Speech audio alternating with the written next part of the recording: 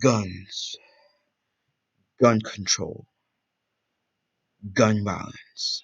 These are the words you hear when you see this, and this, and this. This is a country torn apart by the controversy of gun control. What does the Second Amendment actually mean? Is it necessary to own a gun? We are going to take you into an in-depth view of how gun control has traversed over the years and why we, as Muslim citizens of this country, need to care about it.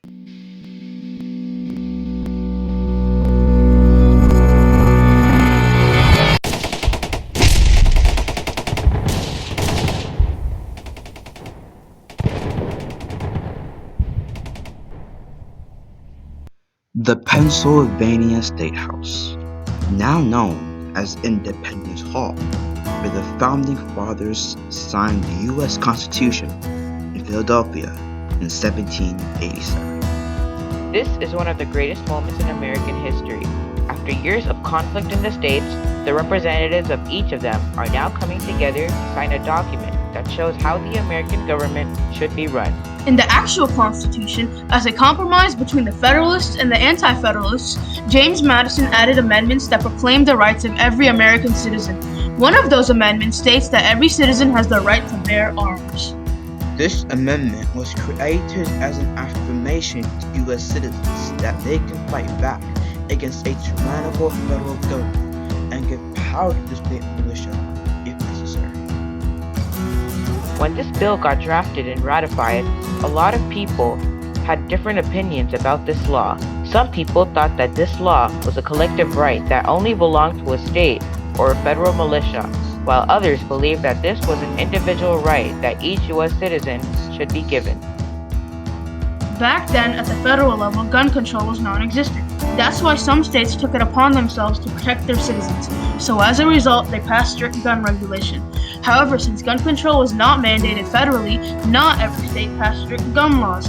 As a result, there was an uptick of gun violence in the early and mid-1900s. Some of these acts of gun violence included the St. Valentine's Day Massacre of Chicago in 1929. Another act of horrific gun violence during the 20th century happened to be the shooting of Martin Luther King Jr. in 1968.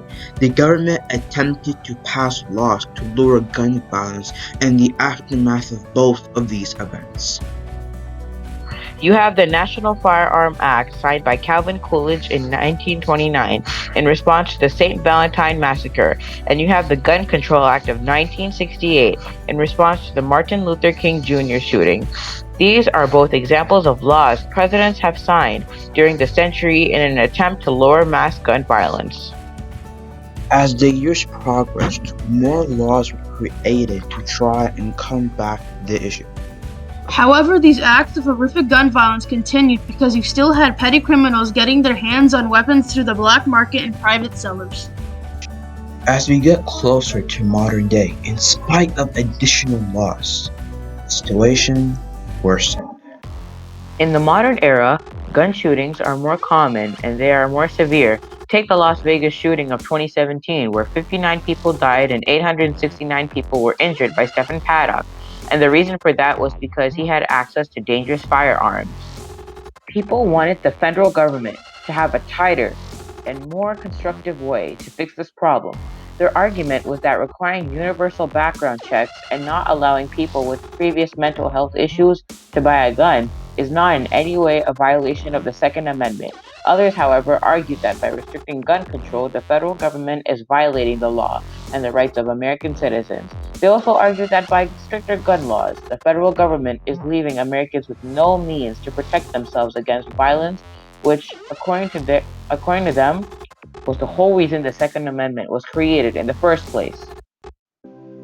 People have had different viewpoints on what the Second Amendment actually means, just like in the past.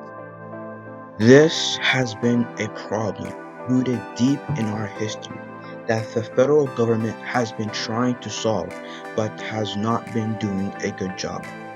Just last month, the U.S. Supreme Court threw out the New York gun case, completely avoiding the Second Amendment ruling. The federal government right now, at least at the judicial level, is trying to avoid talking about gun control. And the president, a major supporter of the NRA, has applauded all of this. So you're probably wondering, why should we care about these current developments at all? If the federal government can't see this issue as a major problem after years of protests in this century, then we have to do something to change it, at least at the local level. For in the Quran, in Surah Al-Ma'idah, it says that killing one man is like killing all humanity. That's why in Islam, killing someone has huge repercussions such as Jahannam, or in other words, hellfire. Our call to action to our fellow Americans is to find better ways to practice gun safety in their homes, neighborhoods, and cities. Our primary goal should be this and the reduction of access to dangerous guns. A way to do that is to have a unified culture of gun safety. Those include the oversight on the sale of guns, no guns given to minors, safe gun storage, and more. It should be in all states because it can reduce the number of gun violence incidents in this nation over time. If people on both sides of the aisle in Congress can compromise, this can happen swiftly and smoothly. If they can realize that giving alcohol to someone younger than 21 is a crime, then why can't they realize that giving a gun to someone younger than 21 is a crime? They can enforce mandatory gun training in the Army. Why can't they do it for the general public? This is our call to action. We hope you have enjoyed our video in the past and the present of gun control. We hope that you join in the fight to reduce gun violence. Thanks for watching, and God bless America.